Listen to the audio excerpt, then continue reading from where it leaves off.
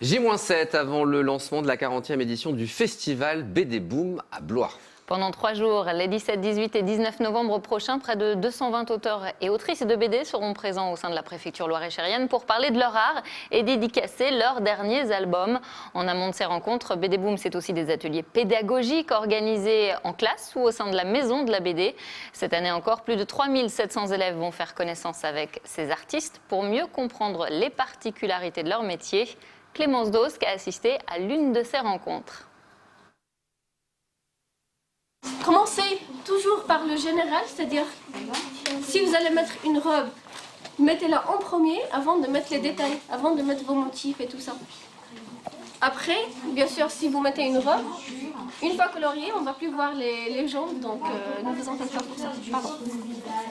Sous l'œil bienveillant de l'illustratrice Inkarifi, une quinzaine d'élèves de CM2 laissent libre cours à son imagination. Seule consigne, s'inspirer d'un personnage historique dépeint dans un livre par l'animatrice.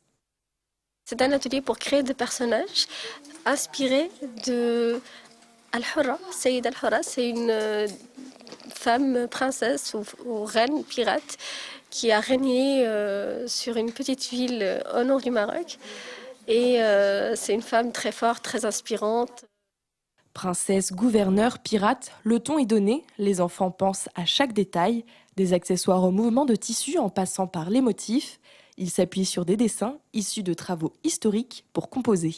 L'objectif, c'était de créer un personnage en s'inspirant en fait d'une époque historique, voilà, comprendre l'intérêt de faire des recherches pour la création artistique. C'est une classe qui aime beaucoup dessiner, donc j'étais pas inquiète, je savais que ça leur plairait. Le temps file et il est déjà l'heure de reposer les crayons.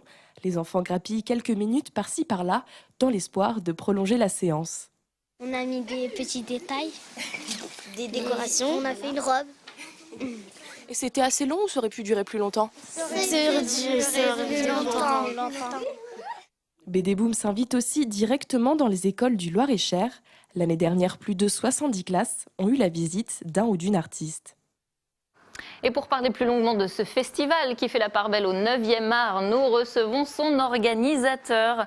Bruno Genini, bonjour. Bonjour. Vous êtes donc le directeur de l'association BD Boom. C'est vous qui chapeautez ce festival gratuit qui draine chaque année, 22 000 visiteurs? Autour de 20 000 visiteurs, oui, tout à Bon, fait. 40 ans que ça dure, c'est quoi la recette du succès? Bon, je crois qu'il y a tout à fait un projet qui est porté par des bénévoles, donc évidemment aussi par des professionnels, avec des objectifs qui sont assez ambitieux. Donc je crois que c'est une des recettes, c'est la recette en fait de la réussite de BD Boom. Cette année, l'affiche de BD Boom a été conçue par le néerlandais Joost Zwart. Zwart, c'est compliqué. Grand Boom de Blois 2022. Quelle sera sa mission durant le festival? Alors plusieurs choses. Il a fait déjà l'affiche de cette année, voir, hein. Donc avec un univers toujours autour du livre. On peut découvrir aussi l'escalier de Denis Papin déjà depuis quelques semaines. Et puis un certain nombre de rencontres, notamment le vendredi après-midi. Et il a souhaité en fait rencontrer plutôt des scolaires. Alors c'est une rencontre aussi ouverte au grand public, mais notamment tous les étudiants dans le domaine artistique. Et puis il y aura une visite commentée, plein de choses autour de son œuvre. Et puis évidemment une exposition à la Maison de la bande dessinée qui ouvre vendredi 17 novembre. Comment on fait pour se retrouver dans toutes ces animations qui sont proposées? Comment on fait? Où est-ce qu'on va? C'est quoi le point fort? Est-ce qu'il y en a un seulement? Il y a plein de choses évidemment. C'est un festival, donc c'est un salon du livre d'abord, donc à la Halograin, mais aussi plein d'animations, hein, avec des concerts, avec du cinéma, avec des rencontres.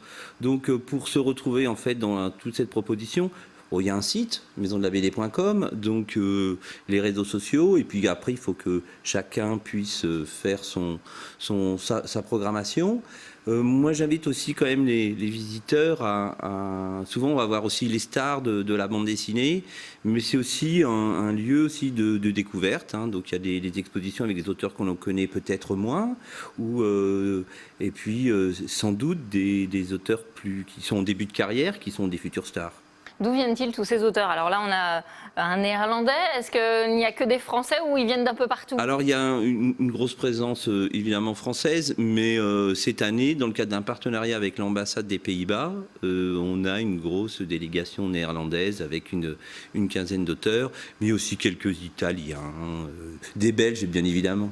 Comment vous les sélectionnez? Vous vous connaissez tous entre vous? Alors, il y a un travail en amont avec les maisons d'édition. Donc, on travaille notamment sur les nouveautés, les nouveautés de la rentrée. Et puis, à partir de là, il y a un dialogue avec les maisons d'édition et des invitations. C'est difficile aujourd'hui de convaincre les auteurs de venir sur le festival ou au contraire, c'est un passage presque souhaité, obligé? Alors, je crois qu'il y a des auteurs qui aiment bien lire sur les festivals, parce que c'est vrai que c'est un moment aussi festif et de rencontre. Après, il y a des personnes qui sont moins friandes pour aller sur un festival et qui préfèrent rester dans leur atelier. Mais en général, oui, comme c'est un festival quand même qui a une certaine notoriété, en général, on aime bien venir à BD Boom. On a plutôt une bonne réputation. Alors le marché de la BD ne connaît pas la crise. En préparant cette interview, j'ai vu qu'en 2021, il a bondi de 50% par rapport à l'année précédente. Comment est-ce que vous expliquez cette passion française pour la BD? Alors, je pense qu'il y a plusieurs choses. Le marché se porte plutôt pas mal. C'est vrai qu'il y a aussi le manga, notamment chez les ados et les jeunes adultes. Donc ça qui amplifie le phénomène. Après, ça ne veut pas dire que tout est rose, puisqu'en fait, il y a une grande précarité chez les auteurs et les autrices de bande dessinée. Donc, il y a aussi beaucoup de traductions, beaucoup de créations, mais aussi des difficultés pour les artistes de vivre de leur art. Bon, un monde à découvrir en tout cas les 17, 18 et 19 novembre prochains du côté de Blois. Merci Bruno Genini. Merci.